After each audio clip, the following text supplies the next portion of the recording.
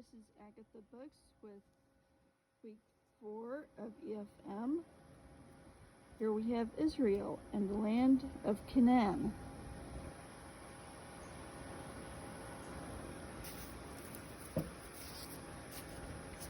And it's a very disputed territory, which eventually gained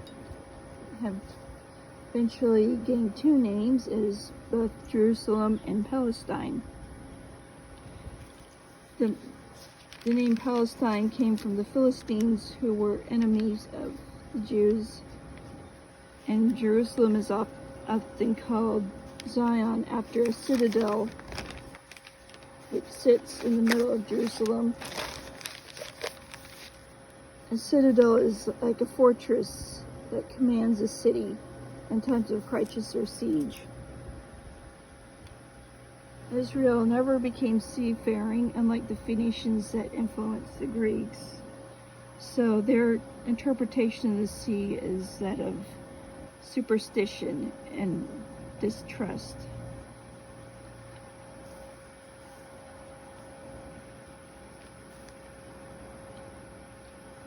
They're based on the Hebrew scriptures. They established a lineage dating back to the first humans that indicates that Jewish families had a very strong emphasis on family history and keeping track of lineage. So I know in a previous EFM class the characters often represented entire groups. So Adam and Eve represented first humans, but they were not literal individuals. So when Adam and Eve became part of the larger population, is like they start off with the metaphorical characters emerging into the physical reality.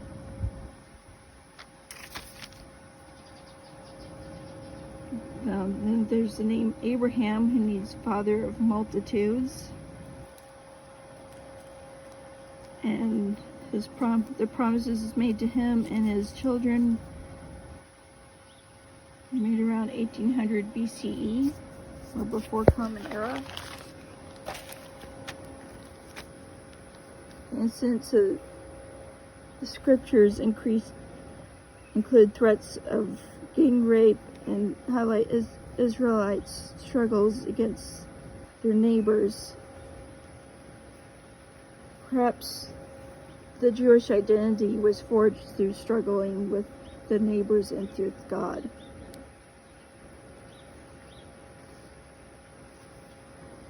And then along comes the book of Judges. It covers a period before Israel had kings, and it was ruled by a series of judges.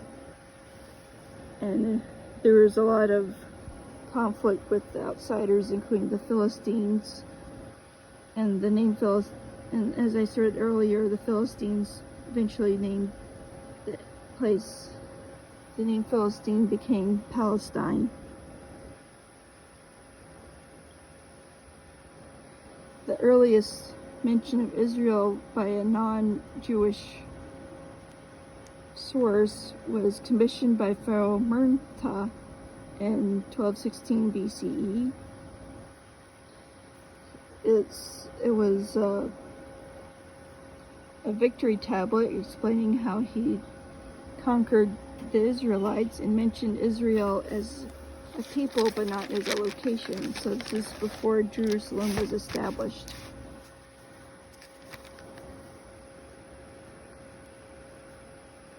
King Saul, eventually there were kings. There was King Saul, and the writings gave a sour note to the rule of a king, and that influenced modern Christians to make them more Republican.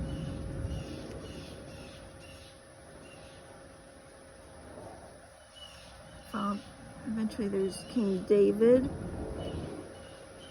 after Solomon's death, the kingdom was split into South Judah and North Israel. Judah kept the temple, while Israel they took Megiddo, which is like a crossroads between multiple cultures, so they became more interested. They took on aspects of other cultures because they're in Megiddo, and that's a crossroads between multiple civilizations. And so the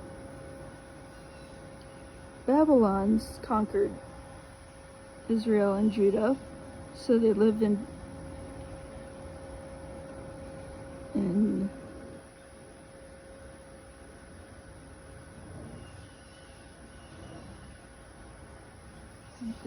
exile under the Babylons. This is where their temple was destroyed, and the first destruction of their temple. But there was this affected their belief. Their writing, Koheleth, which means teacher. His name was eventually translated to Ecclesiastes by the Greeks. He wrote on the futility of humans. Perhaps living in exile made Jewish people more pessimistic about human nature. But fortunately, they've no longer lived in exile, but they're now under Hellenistic control, and a Greek king decided to outlaw all Judaism, and this affected their thinking. So they had they experienced the destruction of their first temple, only to have it rebuilt, and they had their religion outlawed, and those who renounced their Jewish beliefs became more Greek, would profit from their loss of Jewish identity. So this is where they became more interested.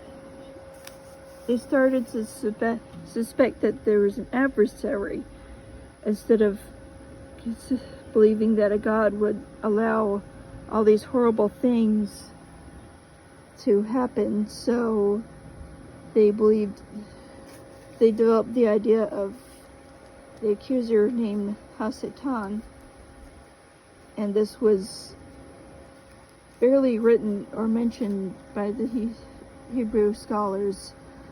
But when the Christian church learned about Hasatan, they took that, and they're more interested in Hasatan than the Jews.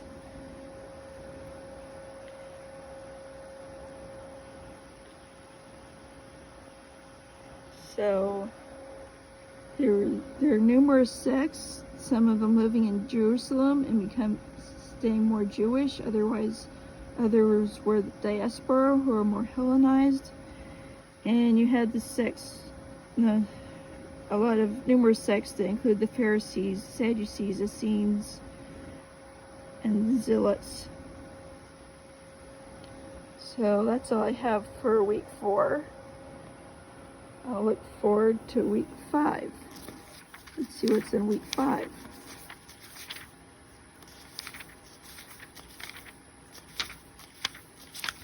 It's like 30 pages a chapter.